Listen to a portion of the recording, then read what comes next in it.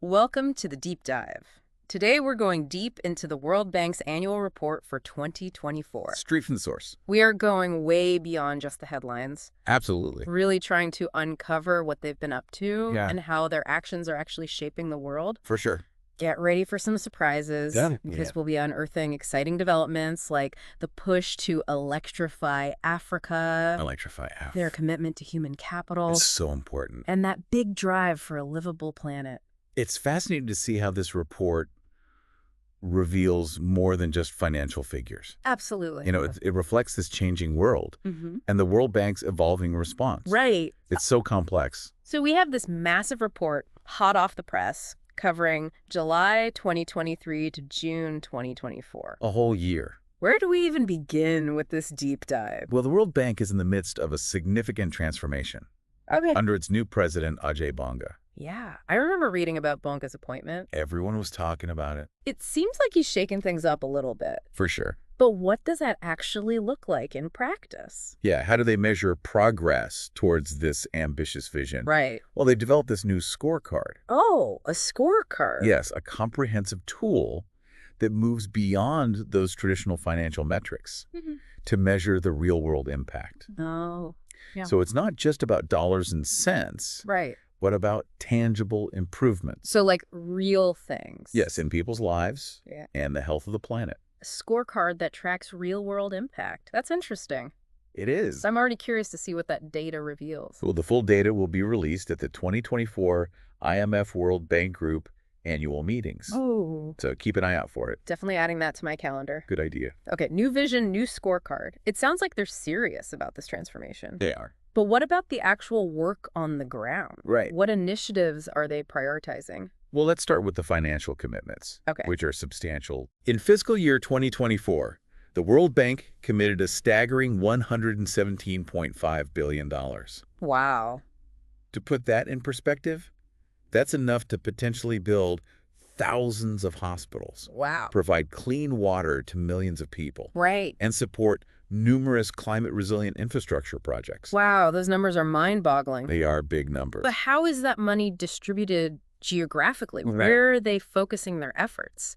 Well, the report details the regional breakdown. Okay. Africa is at the forefront with a remarkable $38 billion committed. Wow. This reflects the urgent need for development on the continent and the World Bank's dedication to supporting its progress.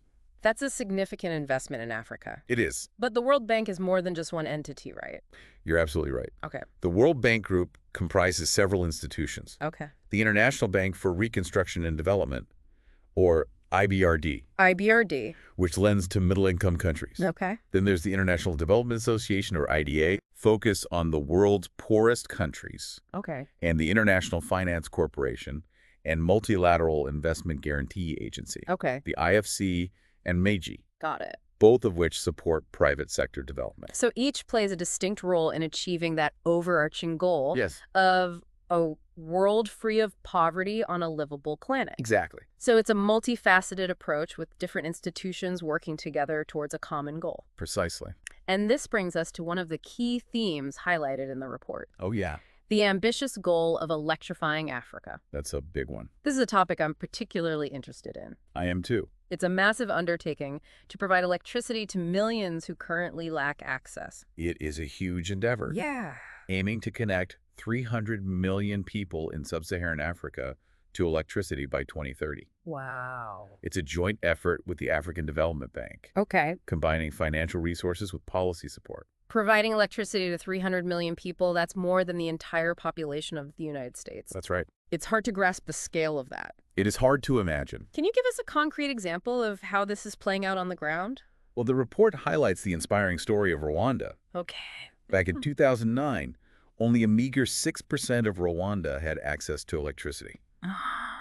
Imagine the challenges of living without reliable power, Yeah. limited opportunities for education, Right. healthcare, Mm-hmm.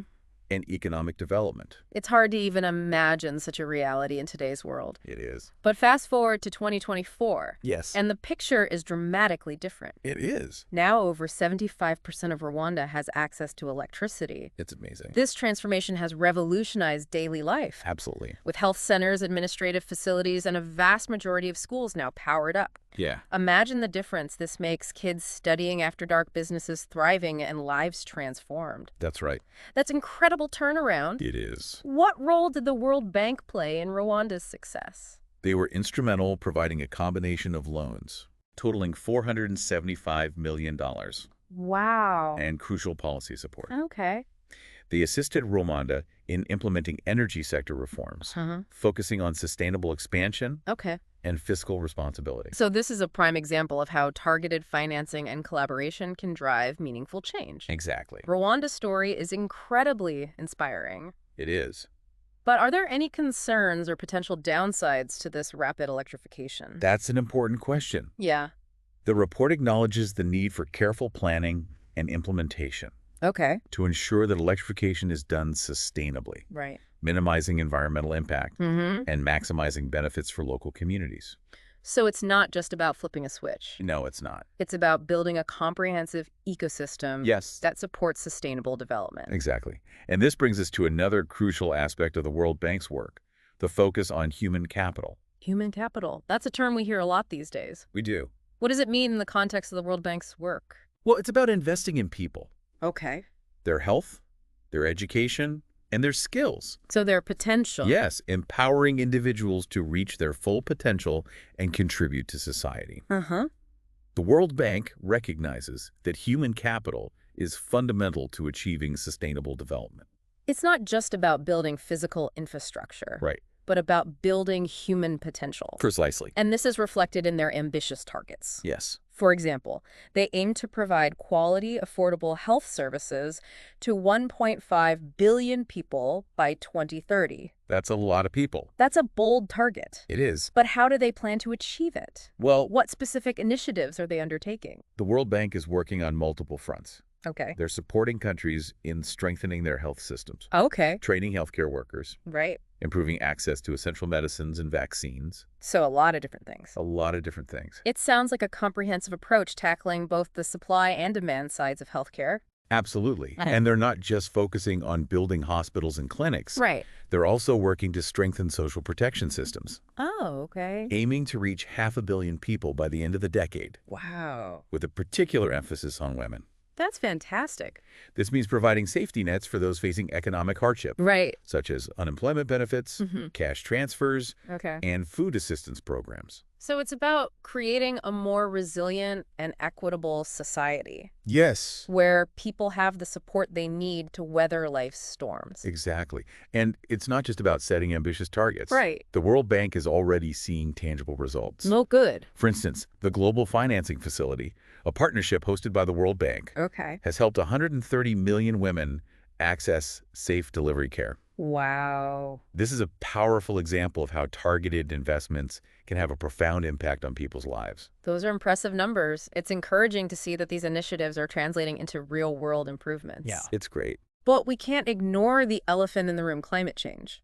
The big one. It's a threat that looms large over everything we've discussed so far. It does. So how are they tackling this monumental challenge? Are Yeah. they just throwing money at it? Your way.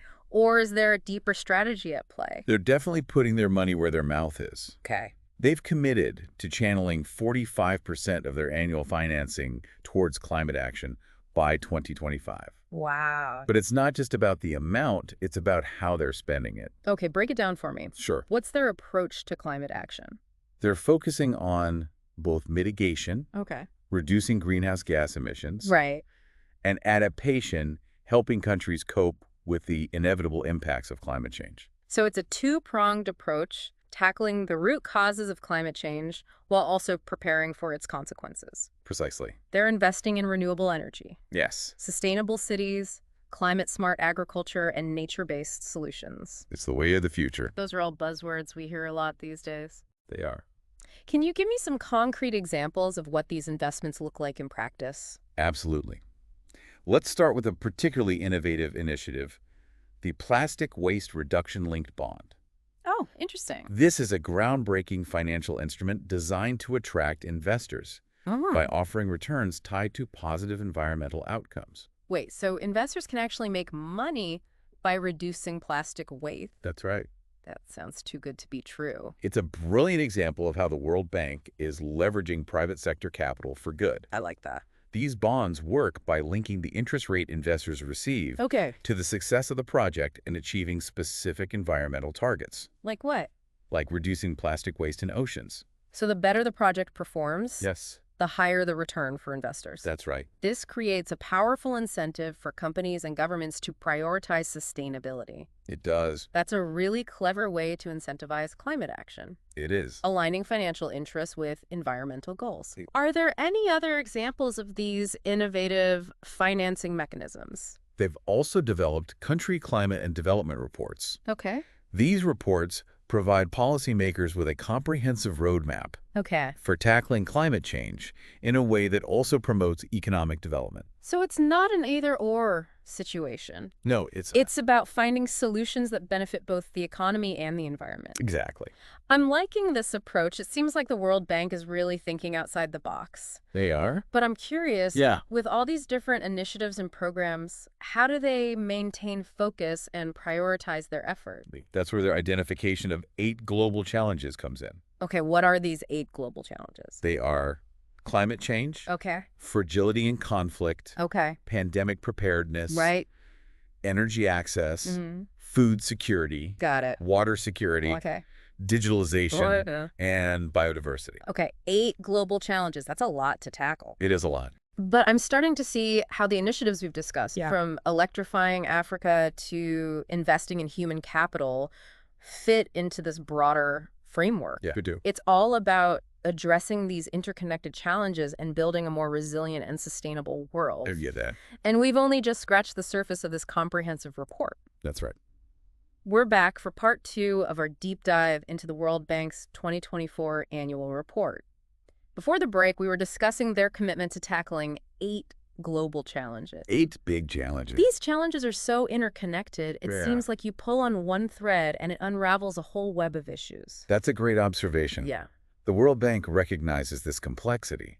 They're not just throwing money at isolated problems. Right. They're taking this holistic approach, understanding that solutions in one area can have ripple effects across others. So instead of just putting out fires, they're trying to prevent them from starting in the first place. Exactly. And they're doing that through a combination of strategic investments, knowledge sharing, and partnerships. So it's not about dictating solutions. Right. It's about empowering countries to develop their own paths forward, That's the goal. with the World Bank providing guidance, resources, and expertise. Exactly. That makes a lot of sense. Yeah.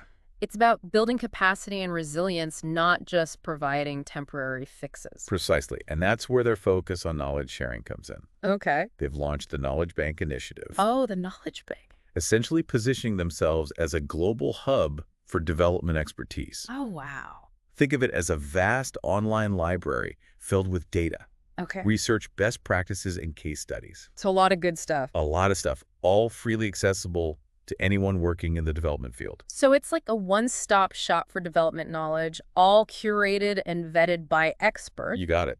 That's a valuable resource. It is. But how do they ensure that this knowledge actually translates into action on the ground? Partnerships are crucial. Partnerships, okay. They're collaborating with a wide range of actors, Yeah. governments, other multilateral development banks, like the Asian Development Bank and the African Development Bank, Okay. the G7 and G20 private companies, civil society organizations.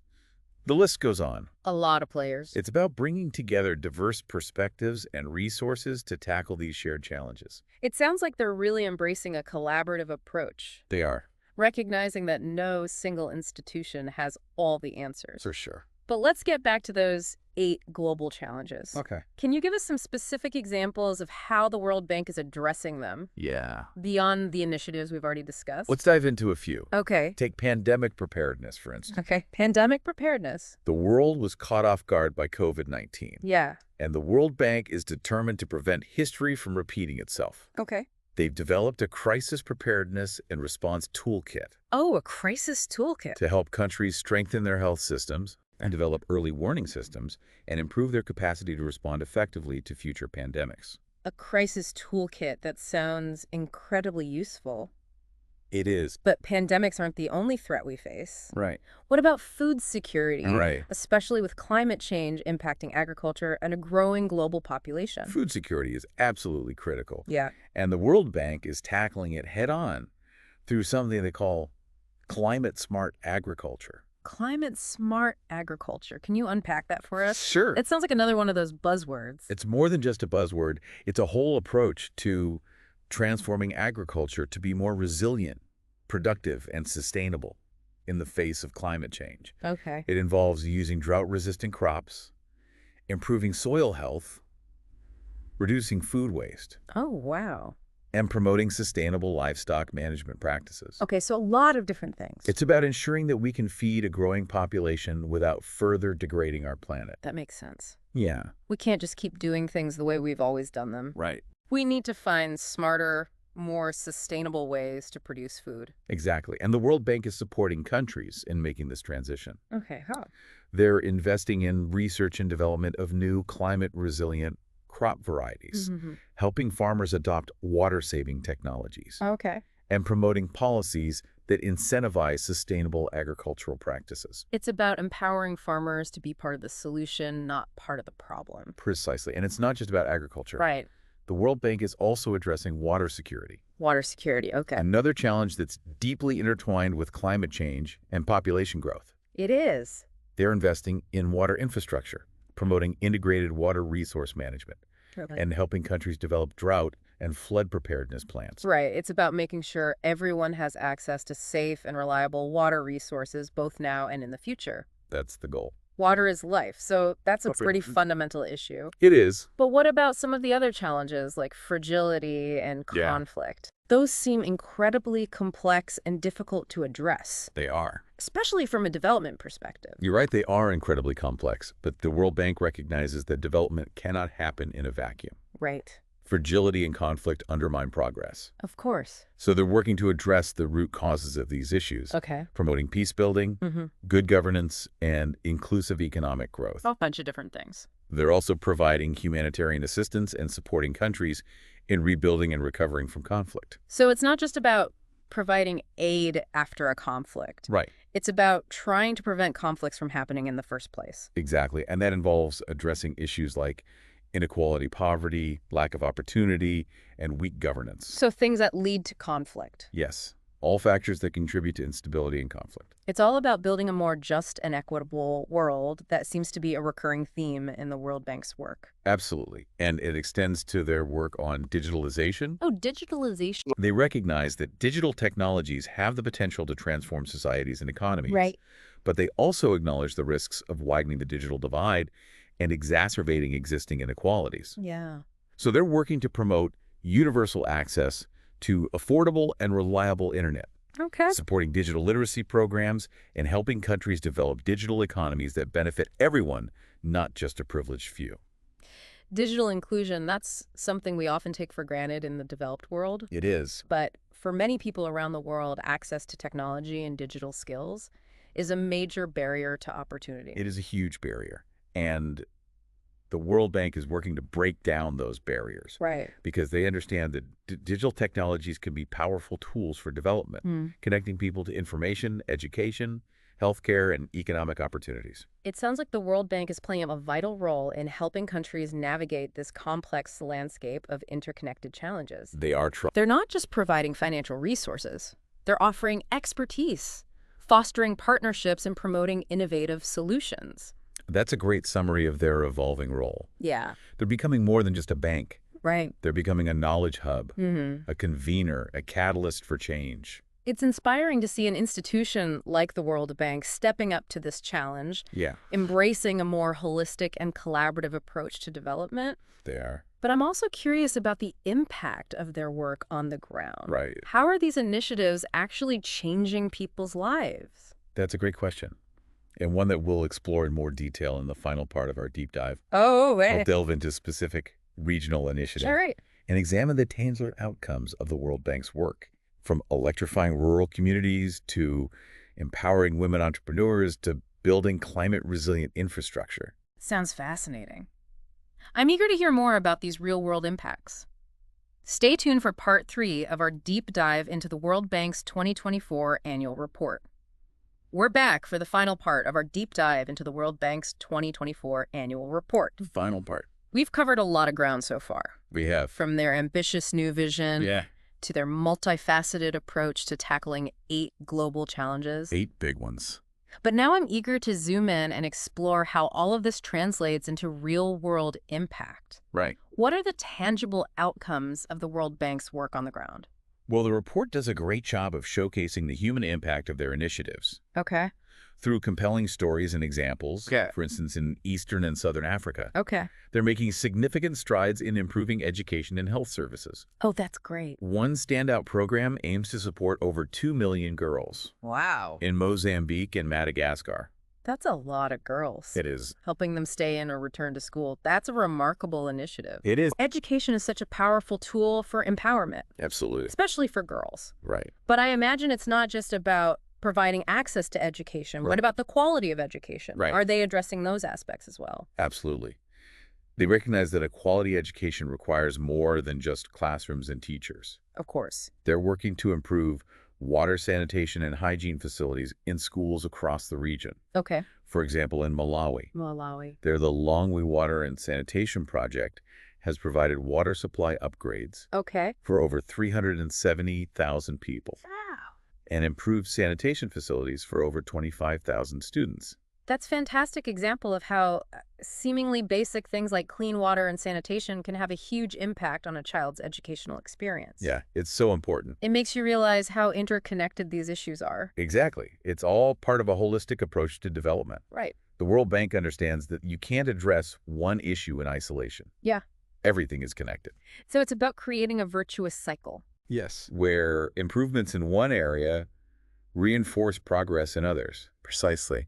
And their work in Latin America and the Caribbean offers another great example of this interconnected approach. Oh, okay. Latin America and the Caribbean. They're deeply involved in promoting climate resilience and supporting the transition to a green economy in the region. That's an area I'm particularly interested in. Can you give us some specifics about how they're supporting this green transition? Uruguay, for example, has become a pioneer in developing innovative financial instruments to address climate change, Uruguay. with support from the World Bank. Okay. They've secured a loan where the interest rate is linked to their success in reducing methane gas emissions Interesting. from livestock production. Okay. So the better they do at reducing emissions, Yeah. the less they have to pay back. That's a really clever mechanism. It aligns financial incentives with environmental goals. Yeah, it's a great model. Are there any other examples of this kind of creative financing in the region? Yes, in Chile, they're supporting the development of green hydrogen, Ooh, green hydrogen. a clean energy source with the potential to revolutionize various sectors. We touched on that earlier in our conversation. We did. It seems like the World Bank is betting big on this technology. It's a key part of their strategy for promoting clean energy and decarbonizing economies. And Chile is emerging as a leader in this field, They are. leveraging its abundant renewable energy resources to produce green hydrogen. That's right. It's exciting to see these countries at the forefront of innovation, paving the way for a more sustainable future. It's inspiring. But I'm also curious about the human side of these stories. Yeah. How are these initiatives impacting people's lives on a personal level? Well, the report shares some truly inspiring stories Okay. that highlight the real-world impact. Good. For instance, in the Middle East and North Africa, a region facing significant challenges with fragility and conflict. That's a tough region. It is. The World Bank is playing a critical role in strengthening human capital. Working in conflict zones must present unique challenges. How do they even begin to address development issues in such volatile environments? It's about focusing on the essentials, Okay. providing basic services Like what? like healthcare, nutrition, and social protection to those most in need. Okay. They're working closely with UN partners to deliver these critical services, even in the midst of active conflict. That takes incredible courage and dedication. It's easy to forget that behind all the data and statistics are real people facing real challenges. Exactly. And the World Bank recognizes that development is ultimately about people. Right. Their work in the Middle East and North Africa goes beyond immediate humanitarian assistance. Okay. They're also investing in long-term solutions, Dang. helping countries rebuild their economies, strengthen their institutions, and create a more peaceful and prosperous future. It's a reminder that development is a long-term process requiring patience, perseverance, and a deep understanding of the local context. Absolutely. And this brings us back to the core themes that have emerged throughout our deep dive. Okay. A focus on people, a commitment to collaboration, and a belief in the power of knowledge and innovation to drive positive change.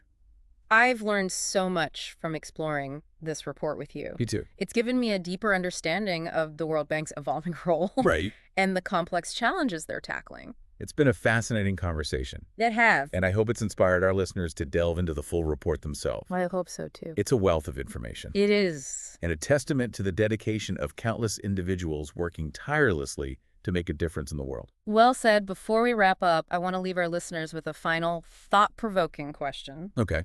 inspired by the report. All right. If you could wave a magic wand and solve one of the 8 global challenges, Oh, wow. which one would you choose and why? That's a tough one. But perhaps I'd choose to eliminate fragility and conflict. Fragility and conflict. It's heartbreaking to see how these issues tear communities apart, hindering progress and perpetuating cycles of poverty and suffering. Imagine a world where every child could grow up in a safe and stable environment, free from violence and fear. What a beautiful vision. It's a reminder that at the heart of development is a fundamental desire for peace, security, and opportunity for all. Thank you for joining me on this deep dive. It's been an illuminating journey, and I hope it sparked a sense of curiosity and a desire to learn more about the complex and interconnected world we live in. Until next time, keep exploring, keep learning, and keep striving to make a positive impact in your own corner of the world.